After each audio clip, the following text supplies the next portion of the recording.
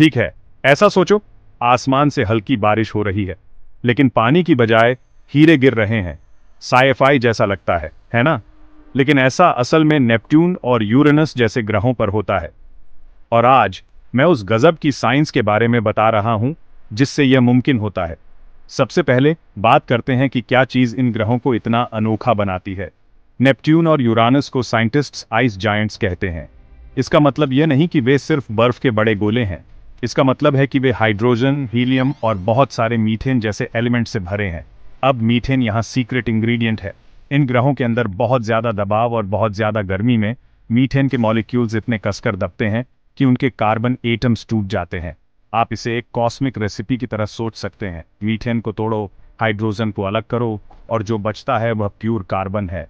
और उन extreme conditions में कार्बन सिर्फ धूल बनकर नहीं रहता, नहीं, वह खुद को क्रिस्टल्स में बदल लेता है, डायमंड्स। साइंटिस्ट्स को कई दशकों से डायमंड बारिश का शक था, लेकिन उन्होंने सिर्फ अंदाजे पर भरोसा नहीं किया।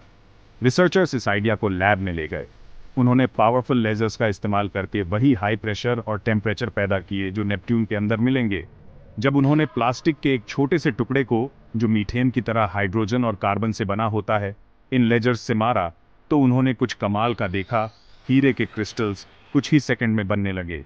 यह एक्सपेरिमेंट, जो SLS नेशनल एक्सेलरेटर लैबोरेटरी में किया गया, असल में इन दूर के ग्रहों के अंदर जो हो रहा है उसका एक छोटा वर्जन है। और ये सुनो, साइंटिस्ट्स का मानना है कि ये हीरे के टुकड़े काफी बड़े हो सकते हैं, हर एक कुछ मिलियन कैरेट तक। तो हम नेपट्यून पर हीरों के महासागर क्यों नहीं देखते? दरअसल ये रत्न हमेशा नहीं रहते। जैसे जैसे वे ग्रह में गहरे गिरते जाते हैं, यह और गर्म होता जाता है। आखिरकार हीरे घुल जाते हैं।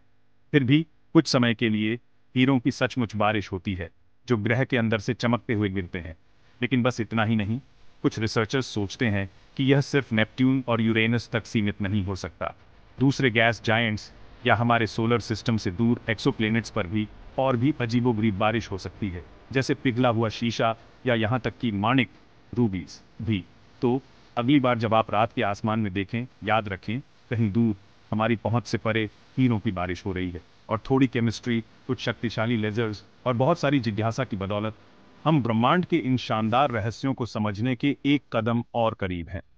अगर आपको यह गजब लगा, तो मेरा विश्वास करो, अंतरिक्ष में और भी सरप्राइज हैं, और भी माइंड ब्लोइंग साइंस के लिए बने